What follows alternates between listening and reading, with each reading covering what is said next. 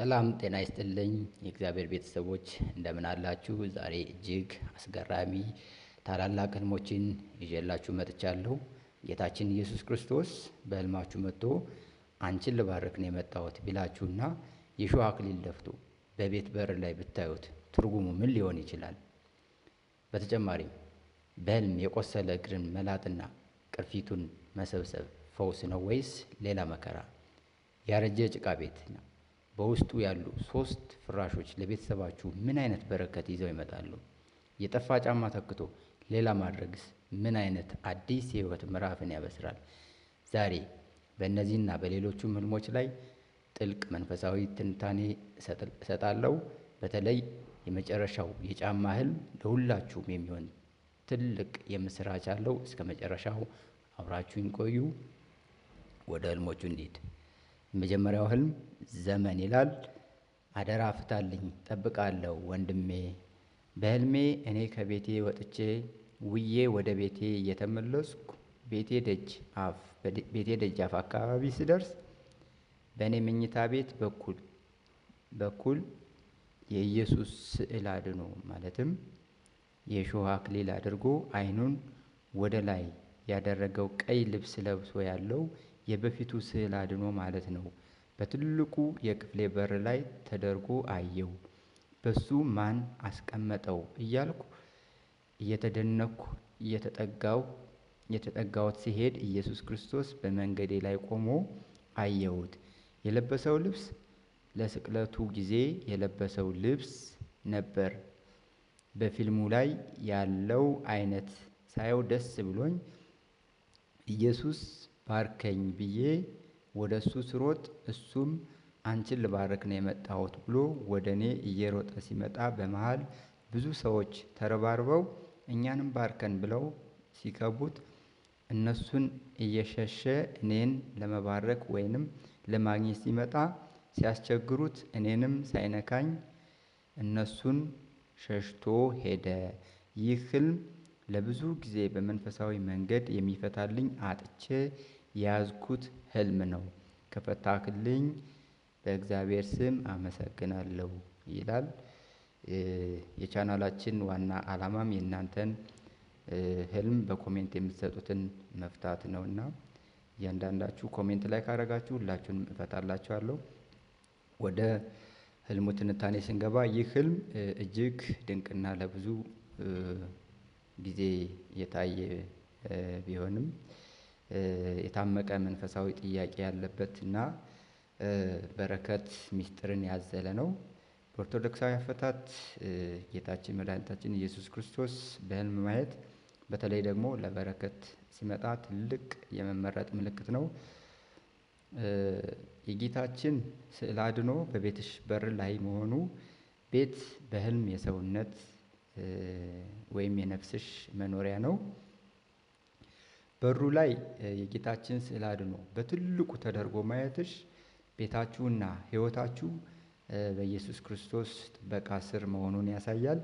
ውዬ ስመለስ ማለትሽ በወጣሽና በገባሽበት ሁሉ ጌታ ኢየሱስ ክርስቶስ ካንቺ ጋር መሆኑንና በረከቱ በቤትሽ ላይ ሰፍኖ እንደሚጠብቅሽ ያሳያል። የሾህ አክሊል የደፋው እና ቀይ ልብስ የለበሰው መድኃኒዓለም ይምስል መድኃኒዓለም ወይም የጌታን መከራን ለሰው ልጅ ያለውን ፍቅር የሚያሳይ ሲሆን ጌታን በዚህ ልክ ማየትሽ በህይወትሽ ውስጥ ያለሽበትን መከራ ወይም ችግር ጌታ እንደሚያውቅልሽና እኔም አብሬሽ መከራ ተቀብያለሁ የሚል መለኮታዊ ማጽናኛ ነው። የፍቅር ጥሪ መሆኑን አንድ ምልክት ነው። ጌታ በዛ መልክ መታየቱ ወደ መስቀሉ ፍቅርና ወደ ንስሐ ህይወት እየጠራሽ መሆኑን ማሳያ ነው ማለት ነው። አንቺን ልባርክ ነው የመጣሁት የሚለው ይህ የህልሙ ዋና መልእክት ነው።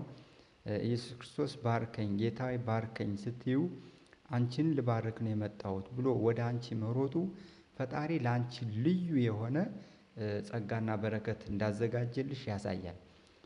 ጌታ ወደ አንቺ መሮጡ ጸሎትሽ ተሰሚነት እንዳለውና እርሱም ላንቺ ያለውን ቅርበት ይገልጻል ማለት ነው። ሰዎቹ መሃል መግባታቸውና ጌታ መሄዱ ጌታ እነሱን ሸሽቶ መሄዱና አንቺን ሳይነካሽ መቅረቱ መጥፎ ትርጉም አለው ማለት አይደለም። ይልቁንም ትልቅ ትምህርት አለው። እሱ ምንድነው? በረከቱ ዝግጁ ቢሆንም በዓለማዊ ረብሻዎች ወይም በሌሎች ሰዎች ጣልቃ ገብነት ምክንያት በረከቱ ሳይደርስሽ የቀረ ሊመስልሽ ይችላል። ነገር ግን ጌታ ሸሽቶ መሄዱ ፈልጊኝ፣ ተከተይኝ ማለቱ ነው። ከሰዎቹ መሃል ወጥተሽ በብቸኝነት ወይንም በሱባኤ በጸሎት መድኃኔዓለምን እንድታገኘው የሚሰጥ ምልክት ነው። ስለዚህ ምንድነው እንደ አጠቃላይ እህቴ ሆይ ይህ ህልምሽ እጅግ የሚያስደስት የክርስቶስ ጥሪ ነው። ጌታ አንቺን ልባርክ ነው የመጣሁት ማለቱ በህይወትሽ ውስጥ ትልቅ ለውጥና በረከት ሊመጣ መሆኑን ያበስራል። በሰዎች ግርግር ምክንያት ሳይነካሽ መሄዱ ግን በረከቱን የምታገኙ ከሰዎች ጩኸት ወጣ ብለሽ በጸሎትና በንስሐ ወደሱ ስትቀርቢ መሆኑን ለማሳየት ነው። ጌታ በቤትሽ በር ላይ መኖሩ ቤተሰብሽ የተባረከ መሆኑን ያሳያል። አሁኑኑ በደጅሽ ያለውን መድኃኔዓለምን በጸሎት አነጋግሪው፣ በረከቱን ሊሰጥሽ ቃል ገብቷልና በሱባኤ በጾም በጸሎት ተወስነሽ ከሰዎች ራቅ ብለሽ ጫጫታ በሌለበት ጸጥ ባለ ቦታ አግኝኝ እያለሽ ነው። ስለዚህ ሱባኤ ብትይዢ የተሻለ ነው የሚል ምክር አለኝ ማለት ነው። ወደ ቀጣይ ህልም ሲሄድ ተመስገን ይላል። በህልሜ አንድ እግሬ በጣም ቆስሎ ይታየኛል። ከዚያ ከእግሬ ላይ ቅርፊት የሚመስል ነገር እየላጥኩ በእጄ እየሰበሰብኩ እያለ ነቃሁ ይላል። ይህ ህልም በመንፈሳዊ ሆነ በስነ ልቦናዊ እይታ ፈውስንና ራስን ከሸክም ነፃ ማውጣትን የሚያመለክት ሲሆን አጠቃላይ እንደ ትርጉሙ የቆሰለ እግር ትርጉም እግር በህልም የሰው ልጅ የህይወት ጉዞ ወይም አካሄድ ምልክት ነው። እግር መቁሰሉ በህይወትህ ጉዞህ ላይ የገጠመን መሰናክል፣ የደረሰብን የልብ ስብራት ወይም መንፈሳዊ ድካምን ያሳያል። ቆስሎ ይታየኛል ማለትህ ደግሞ ምንድነው? በውስጥህ የታመቀና መፍትሄ የሚፈልግ ስር የሰደደ ችግር ወይም የቆየ ኃጢአት መኖሩን ነፍስህ እያሳወቀችህ ነው። የቆሰለ ነገር ቅርፊት መያዙ ቁስሉ መድረቁንና የዳነ መሆኑን ሲያሳይህ አንተ ያንን ቅርፊት መላጥህ በህይወትህ ውስጥ የነበረው መከራ ወይም ያረጀ ኃጢአት የሚወገድበት ጊዜ መድረሱን ያሳያል። ያንን የላጥከውን ቅርፊት በእጅህ መሰብሰብህ በህይወትህ ውስጥ ያሉትን መጥፎ ትዝታዎች ወይም ድካሞችን ለይተህ የማውጣትና የማጽዳት ስልጣን እንዳለ ያሳያል። ቆሻሻውን ሰብስበህ ለማስወገድ መዘጋጀትህን የሚጠቁም ነው ማለት ነው። መንፈሳዊ ትርጓሜው ምንድነው? በባህላችንም ሆነ በቤተክርስቲያናችን ትምህርት ከሰውነት ላይ የሚወጣ ቆሻሻ ወይም የሚላጥ ቅርፊት ንስሐን ያመለክታል ማለት ነው። በህይወት ውስጥ ላለፉት አመታት ሲያስጨንቁ የነበሩ ነገሮችን አሁን ደርቀው የሚወገዱበት ወይም የሚላጡበት ምዕራፍ ላይ ነው ያለው ማለት ነው። እንደ አጠቃላይ ምንድነው ይህ ህልም በህይወት ውስጥ የነበረው መከራ ወይም የድካሙ ወቅት ማብቃቱን የሚያሳይ የምስራች ነው ብለን መውሰድ እንችላለን።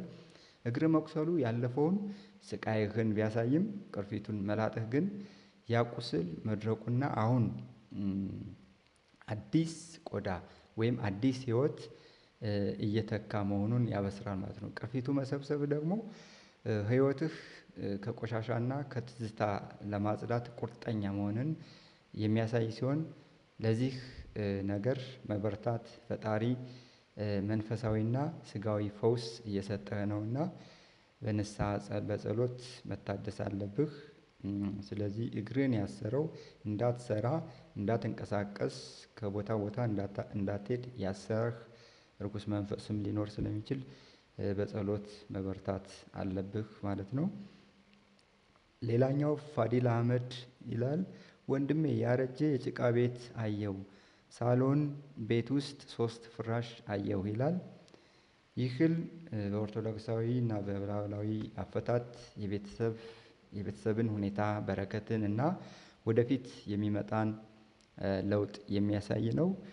ያረጀ የጭቃ ቤት በህልም ቤት የህይወት ወይም የቤተሰብ መሰረት ነው። ያረጀ የጭቃ ቤት ማየት ሁለት አይነት ትርጉም ሊኖረው ይችላል። አንደኛው ትህትናና በረከት፣ ሁለተኛው መለወጥ የሚፈልግ ህይወት አለ ማለት ነው። ጭቃ ከመሬት የተገኘ በመሆኑ የቆየውና ያረጀው ቤት በረከትና ረድኤት ያለበት መሆኑን ያሳያል። ቤቱ ማርጀቱ ቤተሰቡ ወይም በአንቺ ህይወት ላይ የቆዩ ነገሮች አልፈው አዲስ ምዕራፍ የሚጀመርበት፣ ቤት የሚታደስበት ወይም ህይወት የሚቀየርበት ጊዜ መድረሱን ይጠቁማል። ሳሎን የቤተሰብ መሰብሰቢያና እንግዳ መቀበያ ነው። ፍራሽ ደግሞ የእረፍት ምልክት ነው። ፍራሾቹ በሳሎን ውስጥ መኖራቸው በዛ ቤት ውስጥ ሰላምና እረፍትን እንደሚሰፍን ያሳያል። ሶስት የቁጥሩ ሚስጥር ምንድነው? ሶስት ቁጥር በቤተ ክርስቲያናችን የቅድስት ሥላሴ ምስል ነው። ይህም በቤተሰብ መካከል መለኮታዊ ጥበቃና አንድነት እንዳለ ያሳያል። ሶስት ፍራሾች ተነጥፈው ማየት ወደ ቤቱ የሚመጡ እንግዶች ወይም አዳዲስ በረከቶች፣ ለምሳሌ የሶስት ሰዎች የምስራች ወይም የሥላሴ በረከት እንደሚኖሩ ይጠቁማል። እንደ አጠቃላይ ምንድነው? ይህ ህልም በረከትና እረፍትን የሚያበስር ሲሆን ያረጀው የጭቃ ቤት የቆየው የቤተሰብ በረከት መኖሩን ሲያሳይ፣ በሳሎን ውስጥ ያየሻቸው ሶስት ፍራሾች ደግሞ ወደፊት በቤት ውስጥ የሚመጣን ሰላም፣ እረፍትና አዲስ በረከትን ያሳያሉ። ሶስት ቁጥር የጥበቃ ምልክት ስለሆነ ቤተሰባችሁ በሥላሴ በፈጣሪ ጥበቃ ስር መሆኑን ያበስራል። ምናልባትም የቆየና ያረጀው ነገር አልፎ አዲስ የደስታና የእረፍት ጊዜ እንደሚመጣላችሁ የሚጠቁም ነው። ተስፋ ማድረግ፣ በጸሎት መትጋት ያስፈልጋል ማለት ነው። ሌላኛው ህልም ሂሩተ ገብርኤል ይላል። ጫማ ጠፍቶኝ ሌላ አግኝቼ ማድረግ ምንድን ነው ይላል። ጫማ በህልም የሰው ልጅ መቆሚያ፣ ጉዞ እና የህይወት አቅጣጫ ነው። የነበረሽ ጫማ መጥፋቱ እስከ ዛሬ ትጓዥበት የነበረው መንገድ፣ የነበረሽ ስራ ወይም የነበረሽ ማንነት ወይም ሁኔታ ማብቃቱን ያሳያል።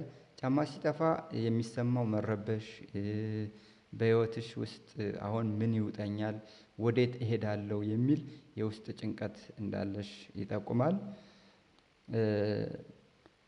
ሌላ ጫማ አግኝቶ ማድረግ ይህ የህልሙ የምስራች ክፍል ሊሆን ይችላል። ጫማ አጥተሽ በባዶ እግርሽ አለመቅረትሽና ሌላ ጫማ ማግኘትሽ ፈጣሪ የጠፋብሽን ነገር የሚተካ ሌላ አዲስ መንገድ፣ አዲስ ስራ ወይም አዲስ የህይወት አጋር እንደሚያዘጋጅልሽ ያሳያል። የጠፋው ጫማ ከአንቺ ጋር የማይሄድ ወይም ያረጀ ሊሆን ይችላል። አዲሱ ጫማ ግን ለቀጣዩ ጉዞሽ የሚሆን አዲስ አቅም እንደሚሰጥሽ ነው የሚያሳየው። ጫማው ጫማው ምን አይነት ነበር የሚለውም ልታስተውዩ የሚገባ ነገር ነው። ያገኘሽው ጫማ ከጠፋው ጫማ የተሻለ ከሆነ የሚመጣው ለውጥ ካለሽበት ሁኔታ እጅግ የተሻለ ይሆናል ማለት ነው። እንደ አጠቃላይ ለእህቴ ምንድነው? ይህ ህልም በህይወትሽ ውስጥ አንድ ምዕራፍ ተዘግቶ ሌላ አዲስ ምዕራፍ እንደሚከፈት የሚያሳይ ሲሆን፣ የድሮው ጫማሽ መጥፋቱ መጀመሪያ ሊያስደነግጥሽ ቢችልም ሌላ ጫማ አግኝተሽ ማድረግሽ ግን ፈጣሪ ላንቺ የሚሆን አዲስ መንገድና አዲስ በረከት እንዳዘጋጀልሽ ማሳያ ነው። ያጣሽው ነገር ካለ ማዘን እንደሌለብሽና የሚተካው እንደሚበልጥ አዲሱ ጫማ አዲስ ጉዞንና አዲስ ተስፋን ያበስራል። እስኪ ሌሎቻችሁም ያያችሁትን ህልም በጫማ ዙሪያም ሊሆን ይችላል፣ በትዳር ዙሪያም ሊሆን ይችላል ኮሜንት አድርጉልኝ። ስለዚህ ህልሞቹ ይሄን ይመስላሉ። እንግዲህ እንዳየነው እያንዳንዱ ህልም በህይወታችን ውስጥ የሚመጣን ለውጥ ፈውስና መለኮታዊ ጥበቃን የሚያበስር ሲሆን ጌታ ልባርክሽ መጣው ካላት እህታችን ጀምሮ ቁስል ደርቆ ቅርፊት እስከላጠው ወንድማችን ድረስ ሁላችሁም ፈጣሪ ወደ አዲስ ምዕራፍና በረከት የመራችሁ መሆኑን መረዳት ያስፈልጋል። ያጣችሁት ጫማ ቢኖር እንኳን የሚተካው እንደሚበልጥ መርሳት የለባችሁም። የዛሬው ቪዲዮ ለእናንተ መልስ እንደሆናችሁ ተስፋ አደርጋለሁ። ቪዲዮውን ከወደዳችሁት ላይክ በማድረግ ለሌሎች እንዲደርስ አድርጉ። የእናንተም ህልም እንዲፈታ የምትፈልጉ ከሆነ አሁኑኑ በኮሜንት ላይ በዝርዝር ጻፉልኝ። በሚቀጥለው ቪዲዮ ይዤላችሁ ቀርባለሁ። ህልማችሁ የተፈታላችሁም ህልማችሁ ምን የተፈታላችሁ እንዴት እንደሆነ ኮሜንት ላይ አስቀምጡልኝ። ለቻናሉ አዲስ የሆናችሁ ሰብስክራይብ በማድረግ የቤተሰባችን አባል መሆኑን አይርሱ። በረከተ እግዚአብሔር አይለየን። ቸር ሰንብቱ።